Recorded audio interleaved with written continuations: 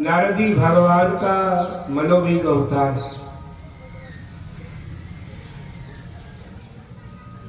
व्यास जी ने कहा कहां तक लिखो, क्या लिखो?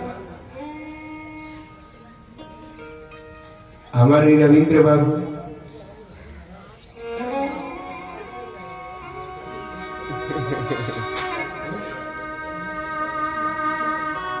एक और एक क्या नाम रविंद्र बाबू सुंदर सुनावली चलती रही। हमारे दाऊ दयाल उनके भक्त जन कथा सुन रहे। गणेश जी महाराज का स्तवन किया। ध्यान देना, ये मूल रूप है कथा का। फिर तो अवतारों की कथा आ जाएगी, उसको तो आप आनंद से लड्डू खाते रहेंगे, सुनते रहेंगे।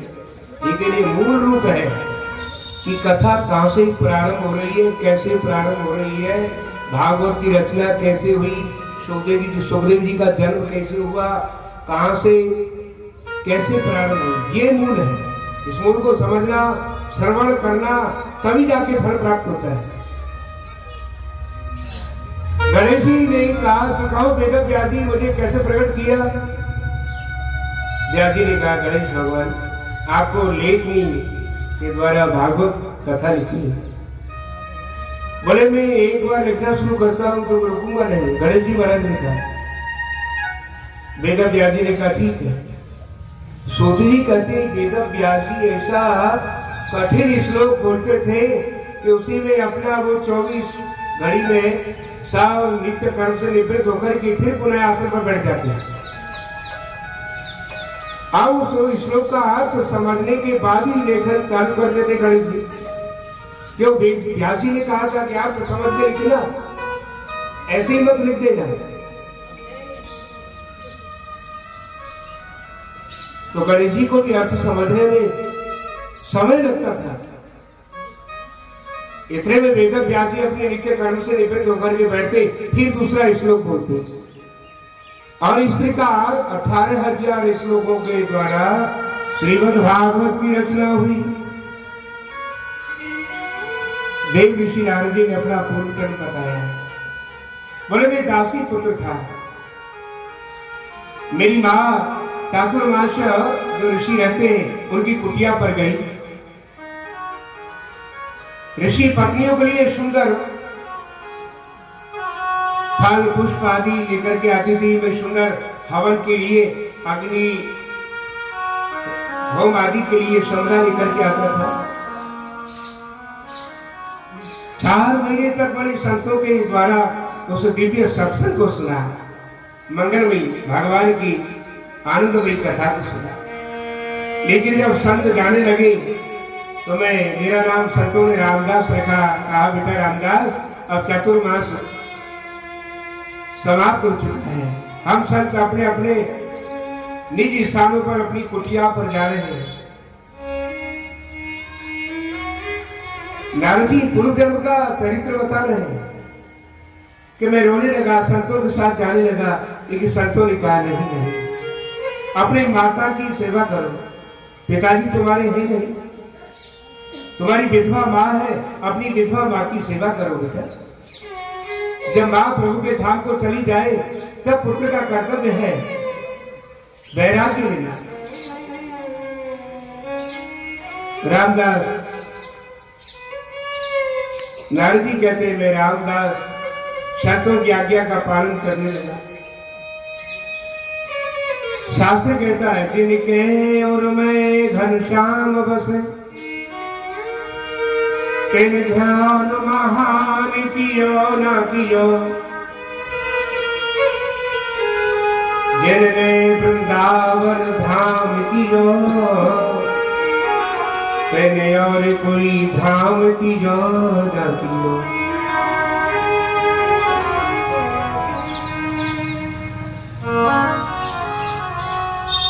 जिनने यमुना जल पान कियो तेने अमृत पान कियो ना कियो। मात पिता जिन सेवा करी तेने तीरथ धाम कियो ना कियो। जिन्होंने अपने माता पिता की सेवा की है या कर रहे हैं उनके यहाँ तीर्थ स्वयं आ जाते हैं। ऐसे भक्तों का दर्शन करने के लिए तीर्थ स्वयं आ जाते हैं। महाराष्ट्र में पंढरपुर है, पंढरपुर में पुंडरीक नाम का एक भक्त हुआ और वह अपने पिताजी की सेवा करता था। एक दिन भगवान द्वारकाधीश ने माता रुक्मणी को कहा देवी देखो पुंडरीक के दर्शन करने के लिए चलेंगे। रुक्मणी जी ने कहा आपके दर्शन के लिए सब लोग आते द्वारकापुरी, आप उसके दर्शन करने के लिए जाओगे? भगवान ने हंसकर कहा नहीं देवी, भक्तों के दर्शन के लिए मेरा मन लालायित रहता है। जैसे भक्तों का रहता है ऐसे ही मेरा मन लालायित रहता है। भगवान स्वयं कहते हैं हरि ये यथा मां प्रपद्यन्ते ता सतैव भजामि हम। जैसे मुझे भाव से कोई पुकारता है, मेरी भजना करता है, मेरा नाम लेता है, उसी भाव से मैं अपने भक्तों का दर्शन करने के लिए जाता हूँ। पुंडरीक अपने पिताजी के चरण सेवा कर रहा था और चरण सेवा को छोड़ करके नहीं आया।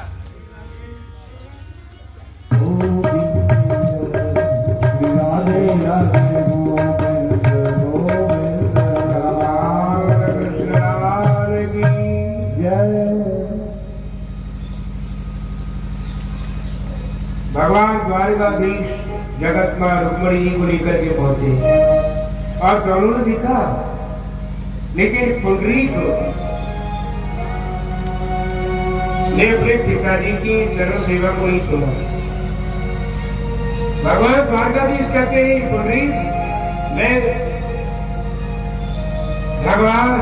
मैं पूर्ण ब्रह्म द्वारकाधीश श्री कृष्ण तुमको दर्शन देने के लिए आया हूँ। पुंडरीक ने कहा प्रभु आप पधारे, आपका स्वागत है। अब मैं पिताजी की चरण सेवा नहीं छोड़ सकता, पिताजी आज्ञा देंगे तभी चरणों को छोड़ूंगा। भगवान हंसे बोले हम ऐसे खड़े रहेंगे। पुंडरीक ने बिठू, ईट को महाराज भाषा में बिठू कहते हैं, बिठू यानी ईट फेंक दी।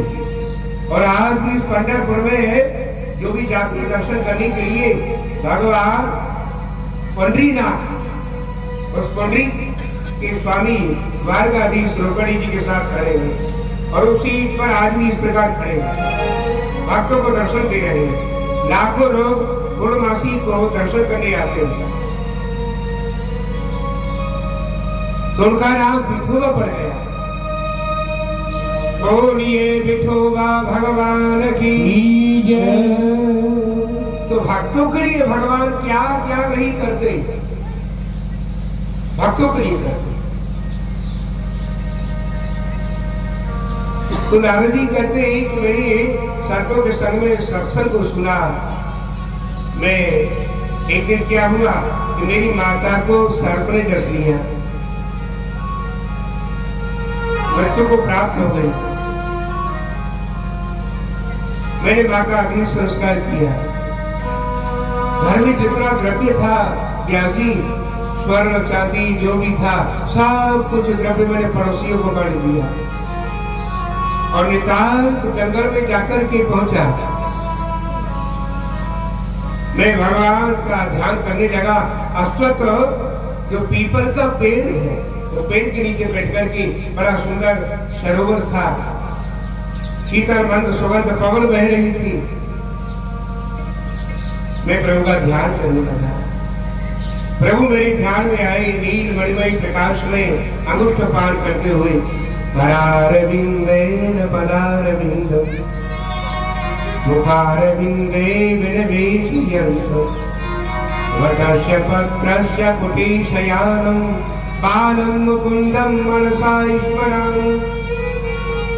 बालं मुकुन्दं मनसा स्मरामि। भगवान वटपत्र पर शयन करते हैं,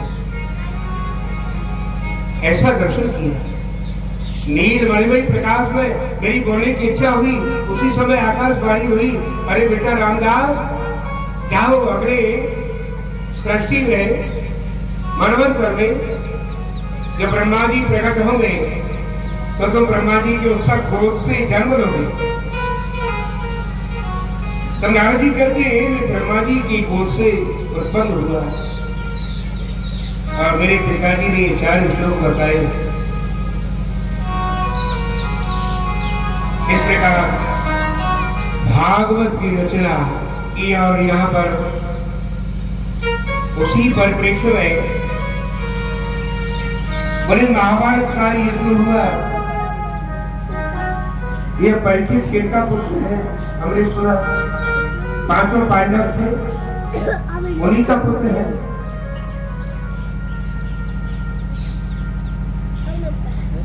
छह प्रश्नों का उत्तर दिया है, भागवत का प्रत्युत्तर दिया है सूत जी ने। लेकिन अब यहाँ पर बताते हैं कि महाभारत काल के समय दुर्योधन ने भयंकर महाभारत युद्ध ठान किया था। सूत जी कहते हैं ऋषियों, जब कौरवों का विनाश हो गया अंत में केवल दुर्योधन बचा। मेरे बच्चों को शांति से बिठाए भाई, इनको एक तरफ ले जाइए, समझते तो नहीं भाई।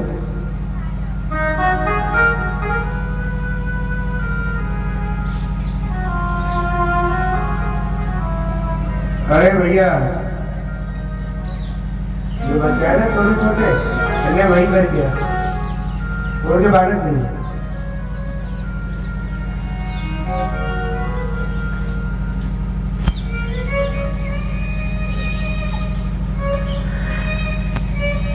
यहाँ पर गदाधारी भीम ने दुर्योधन की जंगा को तोड़ दिया। अब ये दुर्योधन अपनी गदा से रक्षा करता है तीर कौए आदि पक्षियों से। उसी समय दुर्योधन का मित्र था जो उनकी गुरु द्रोणाचार्य का पुत्र अश्वत्थामा। अश्वत्थामा ने जब दुर्योधन की ये दशा को देखा और कहा मित्र ये दशा तुम्हारी किसने की? बोले पांडव और मेरा परम शत्रु भीम है, उस भीम ने मेरी ये दशा की है। अच्छा तो मैं प्रतिज्ञा करता हूं, मैं 5 पांडवों का वध करके मस्तक ला करके दूंगा। परम मंत्री सूती जी कहते हैं ऐसी प्रतिज्ञा करके और अश्वत्थामा चल दिया। लेकिन जिस शिविर में रात्रि के समय सो रहे थे पांडव, भगवान द्वारकाधीश ने कहा द्रौपदी के 5 पुत्रों को, हे पुत्रों चलो अपनी माता के साथ दूसरे शिविर में चलते हैं। लेकिन नहीं, हमको तो निद्रा आ रही है, यहीं पर सोएंगे। इस प्रकार ये वहीं पर सो गए। महारानी द्रौपदी 5 पांडव दूसरे शिविर में जाकर के सोने लगे और जहां सोए हैं तत्काल अर्धरात्रि में जो द्रौपदी के 5 पुत्र सोए हुए थे, अश्वत्थामा आया और पांडव समझ कर के 5 मस्तकों का भेदन कर दिया।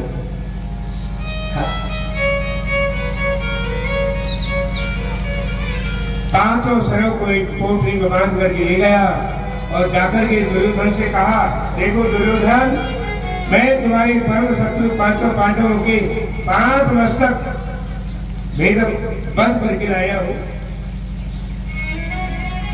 इधर प्रातः काल हुआ तो द्रौपदी ने देखा एक कुलीन पक्षी की वहां द्रौपदी रोने लगी, मेरे 5 पुत्रों को मार डाला, निरपराध मेरे पुत्रों ने क्या बिगाड़ा था? 5 पुत्रों को मार डाला। महाराज गांडीवधारी अर्जुन ने प्रतिज्ञा की है, लेकिन दुर्योधन को जब बताया अश्वत्थामा ने, और जब सिर कटोर के देखे तो बोले ये तो 5 पांडवों के सिर नहीं है, एक भी सिर नहीं है, ये द्रौपदी के 5 पुत्रों के सिर है, मस्तक है। और उसी कलह में दुर्योधन के प्राण निकल गए। लेकिन गांडीवधारी अर्जुन ने प्रतिज्ञा की थी,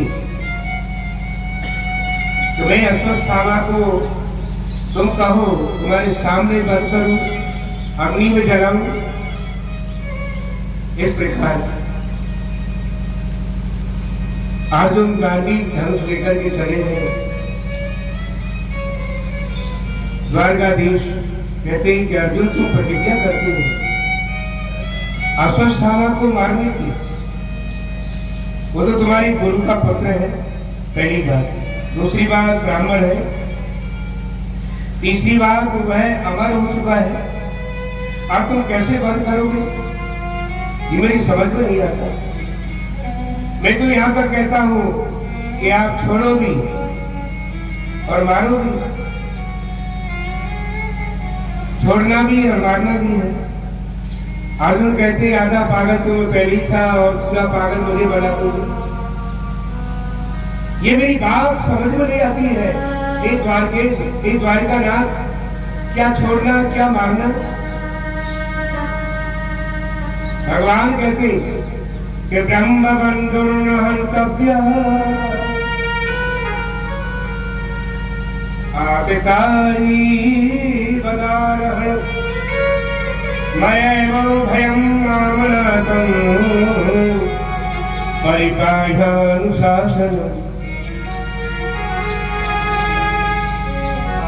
अर्जुन, ब्राह्मण जो होता है वो मेरा ही मुख होता है। ब्राह्मण कैसा भी उद्दंडी हो, कैसा भी क्रोधी हो, लेकिन फिर भी ब्राह्मण का अपराध जो करता है वह मुझे सहन नहीं होता है।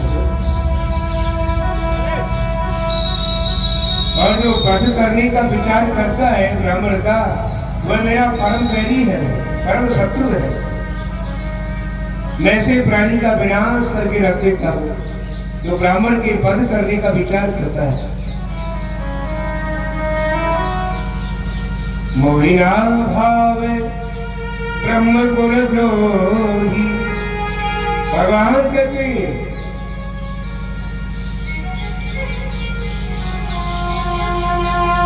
कि विप्र मुखार वैष्णवाना, वह विप्र मेरा ही मुखार बिंद है। और ब्राह्मणों के द्वारा ही जब उस हवि को ग्रहण करता हूं, जब ब्राह्मण भोजन करते हैं तो भगवान ही भोजन करते हैं।